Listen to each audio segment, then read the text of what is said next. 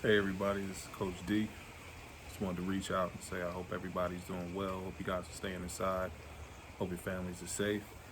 Welcome to the very first virtual course of American History Declassified. All right, so what we're gonna do today is gonna reintroduce the class. I know some of you already had me in class, but I want to reintroduce it. Hopefully, you might get the opportunity to watch this with your family or your loved ones, and learn a little bit about some of the things that we do in class.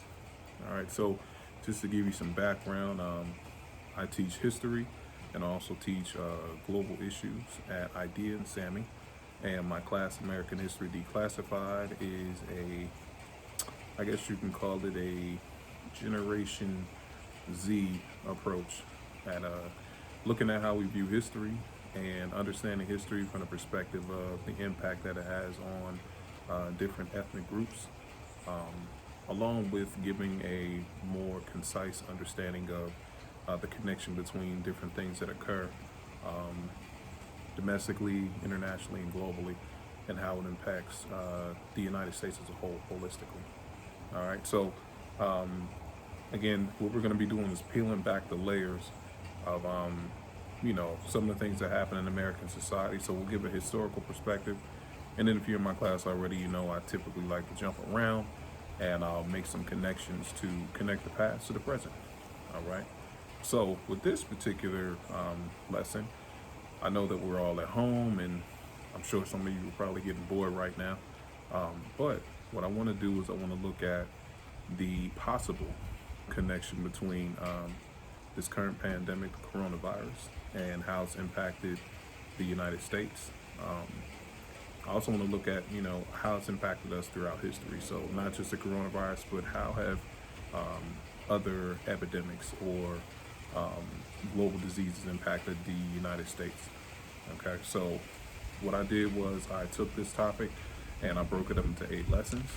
All right, so those 8 lessons we're actually going to break those 8 lessons into each different disease that we've experienced I'll probably say since 2004. All right, and the reason why I came up with this idea, not only because we're not at school, but being on social media like most of us are, there was a post that came out, and the post read that every election year has a disease, and it was talking about how these diseases are all connected to presidential elections.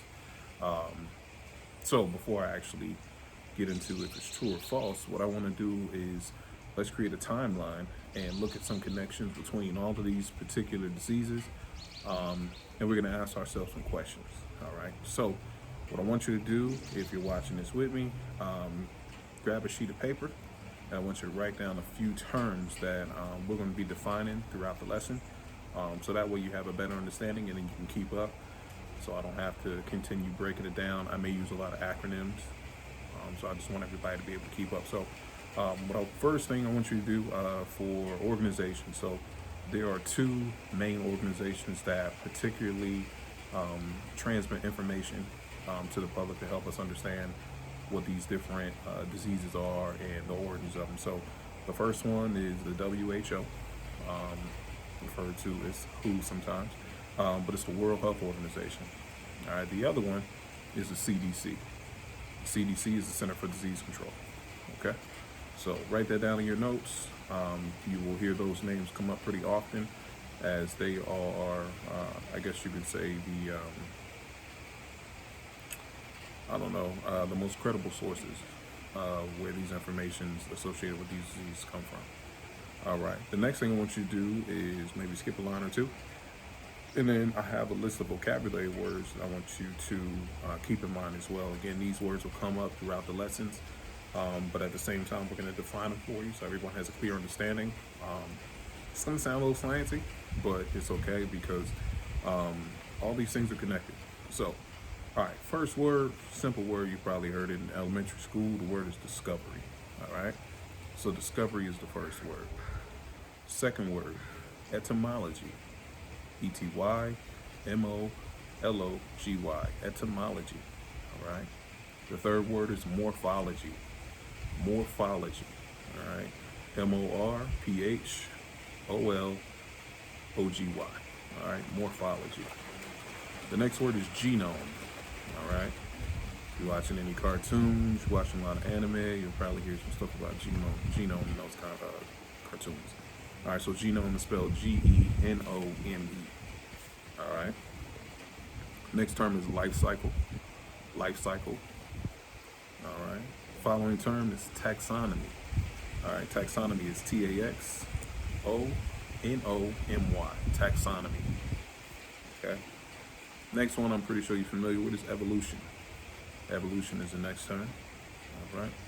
And the last term we're going to be covering is epidemiology. All right, so the word is epidemiology. It's spelled Epidemiology. And it's pronounced epidemiology. Okay. So those are some vocabulary words, and then those are also some organizations that will continue to pop up throughout the discussion. What I'm also going to do is, outside of this video, I'm going to provide you guys with some worksheets, or not just worksheets, but some reading resources to allow you to kind of read and go down the rabbit hole on your own and actually investigate some of these things. It may be down the line, hopefully, we can figure out a way to add some commentary to the videos, and then we can start having a real discussion around some of these topics. Okay. Along with that, I want you to start thinking about so I'm going to ask you some questions, and my hope is that, throughout these lessons, we can actually come up with some answers to these questions. So one of the questions that I had was, for everyone is, what or how did the U.S. health industry benefit, or how was it impacted by these various diseases and when they came out? All right. The next question is, what impact did it have on human psychology? All right. So you got to understand too, when all this information comes out, we get it through the media. What impact does that have on the psychology of our society? Sociologically, how is that impacting how people move, how people react? Think of right now, some of the things that you're probably seeing in society associated with the coronavirus. You got people going crazy, purchasing, a lot of paper products. Grocery stores are impacted. There's a whole bunch of ripple effects that are resonating around the country, around the world. And we want to look at how that's impacting our economy directly. The next question is, what impacts do these diseases have on politics and U.S. government? All right, so the initial social media post that I'm responding to was talking about, it seems like every single election year that we're having some kind of disease. There's some truth to it, but it's not completely true. So as students, it's our job to kind of sit back, do some research, peel back the layers and actually see what exactly is true, what exactly is false. Because also when we're talking about the social impact and we look at the psychology, sometimes people, take a little bit of information and run with it. So what we want to do is make sure that it's a proper account of not only what's happening currently, but also look at some of the things that happened in history and see if we can learn from those in an effort to prevent us from going down the same road or being more effective in our response. Okay. The next question you want to ask yourself is, how did, these diseases affect our foreign affairs? Okay, so when we're talking about history, you have to understand that, although we've had a lot of things that happen domestically, a lot of the more historical events that we have in our American history are associated with our relations to foreign countries. So when we think about these diseases, we know that many of them didn't technically start in the United States. Although we feel like we're in the middle of it, we want to know how this impacts our foreign affairs. And again, this ties right back to our political system and our government. How do these affairs internationally impact the domestic way that we operate our government? Okay. And I think I kind of alluded to this question before. What was the overall impact on our global or domestic economy? So if you think about right now, some of the issues, we talked about it in class prior to this actually popping off, and I was updating all three of my classes on how it's impacting the stock market. So to know finances, to know that, we're not the only country that has a stock market, and that there are economies in other countries as well. So looking at specifically how it's impacting the American economy. All right. So we're going to go through that. We're going to talk a little bit about it. And hopefully, after this lesson, after these lessons, you guys will have a better understanding of not only the coronavirus, but how, some other diseases have kind of led to, I guess you can call it this global crisis of understanding the coronavirus and how we've responded to things like these in the past. All right. So shifting gears a little bit, I want to talk about what actually are the diseases. So again, I talked about we were going to go back to 2004. All right. So when we think about 2004, let's start with thinking about at home. We're thinking about the United States. So think about domestically. All right. So we had some presidents. So we want to think about who were the presidents in 2004 leading up to, of course, now our current president. So in 2004, the president was George Bush. All right. Of course, now the president is Donald Trump. So what we want to do is we're going to look at, the diseases, when in fact they started. And again, we're going to utilize the social media posts that kind of brought up the idea of the lesson. We're going to reference that, but then we're going to also talk about some truth associated with it all. So again, we can kind of get away from a lot of the conspiracies associated with it. And I know, I'm pretty sure, if you've taken my class before, sometimes, when we bring up, information that we've never heard before, our knee-jerk response is, oh my God, it's a conspiracy. But the truth of the matter is there is a lot of truth to some things. Some things actually can be a conspiracy, but there are other things that we just have to understand that we just didn't know the whole story about it. So it's important that we get all the details, and then once we get those details, we can apply that to our general understanding of certain topics. All right, so another thing we need to do is we need to understand what these diseases were, and then we need to look at exactly what was happening during these particular years, and I guess you can also say during these eras, to lead people to believe that these are associated or that these things had a profound impact on our presidential election. So let's start with the first one.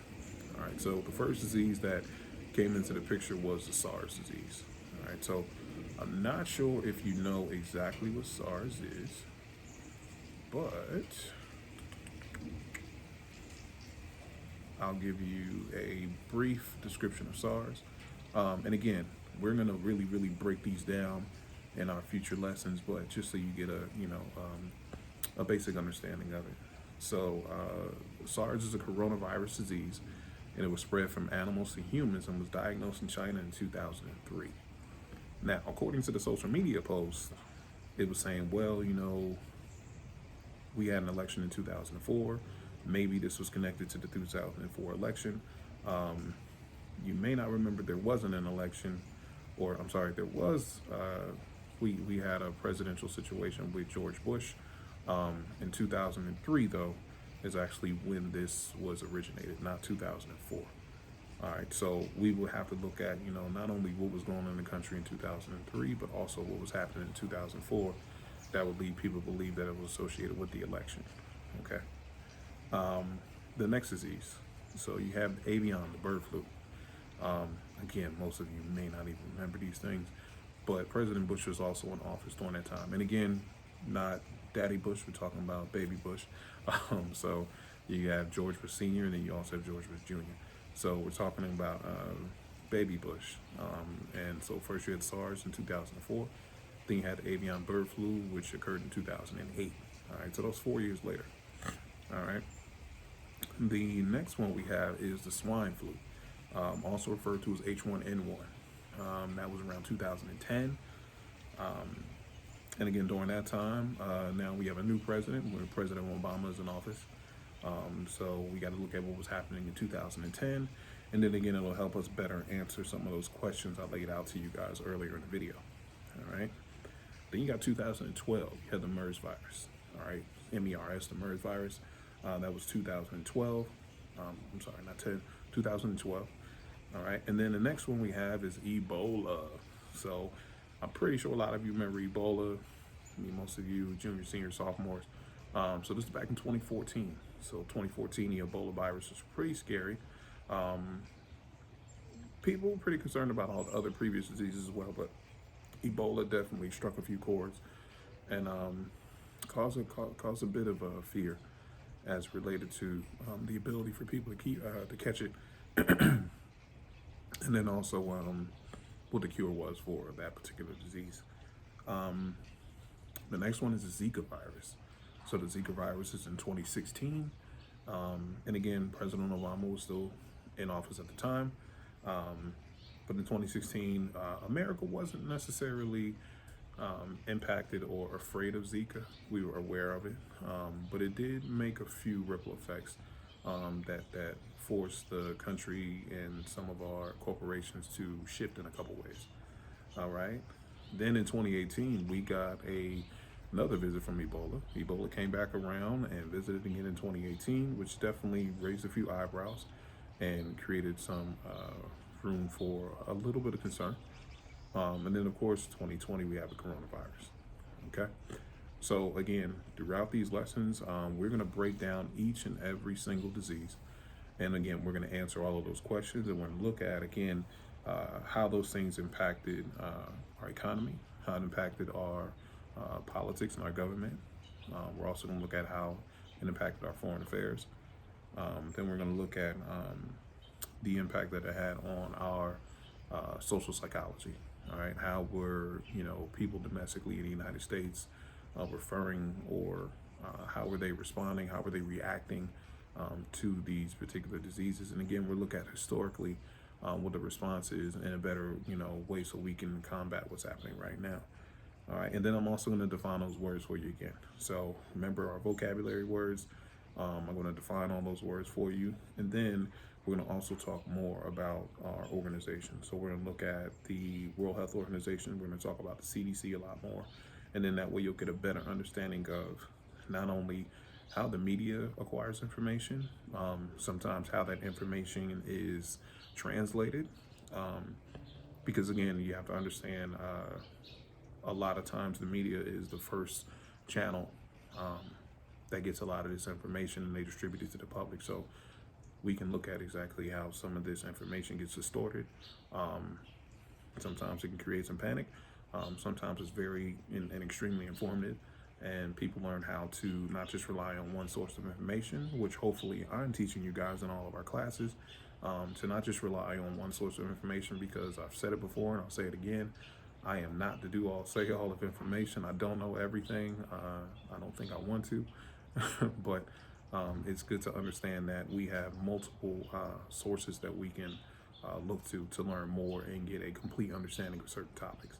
Okay, so I'll be continuing these videos. I hope you guys stay tuned in. If you notice, I'm outside. I'm sitting on my back porch. It's pretty comfortable out here. I live in a loud house, so all my kids are home too. But it's pretty cool. I'm enjoying my time at home, enjoying time with my family, and I hope you guys are doing the same. So, signing off for the very first episode of American History Declassified, and I hope to see you all in the second episode. All right, have a good day.